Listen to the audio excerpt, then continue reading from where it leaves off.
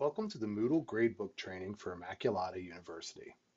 The first step in setting up a gradebook in Moodle is to determine if you would like to use a points-based grading scheme or a percentage-based grading scheme. Points-based gradebooks assign various points to assignments based on their importance in mastering the goals and objectives of the course. Final grades in a point-based gradebook are calculated by adding up the point totals for all assignments in the course and dividing the total by either the number of assignments or total possible points, thus giving the student an average for a final grade. Percentage-based gradebooks create weighted categories based on their importance to the final grade in the course. All assignments are put into a specific weighted category.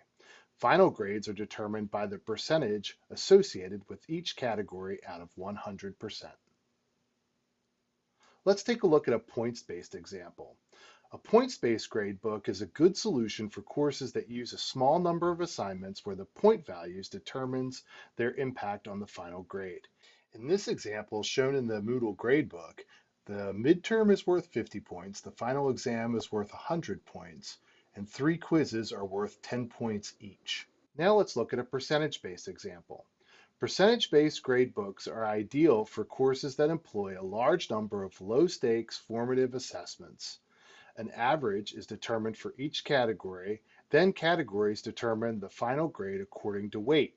For example, quizzes are worth 25% of the final grade, midterm exam worth 10%, participation worth 15%, final exam 20%, and reflections papers worth 30% of the final grade.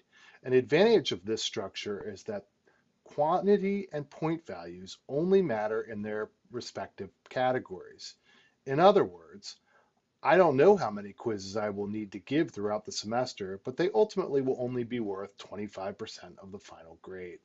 Here we see a percentage-based structure with the same grade items we saw in the previous example.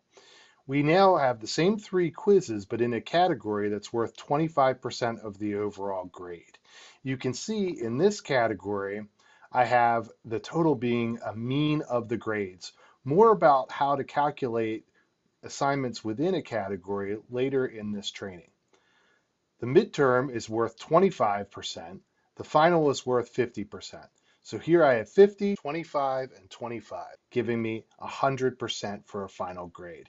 This allows me the flexibility to make the final exam worth as many points as I want. Even if I made the final exam worth 700 points, it would still only be 50% of the final grade. Likewise, the midterm might need more questions, making 50 points an inconvenient total. I could make it 200 points, but it would still only be 25% of the final grade. You can access the gradebook via the grades link on the left-hand navigation bar. Students can access this link as well to view their own course grades. Here is an example of a gradebook.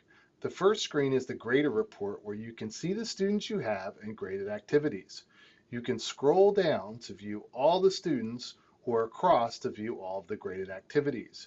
Grade history will allow you to see the different grades and when they were modified and by whom.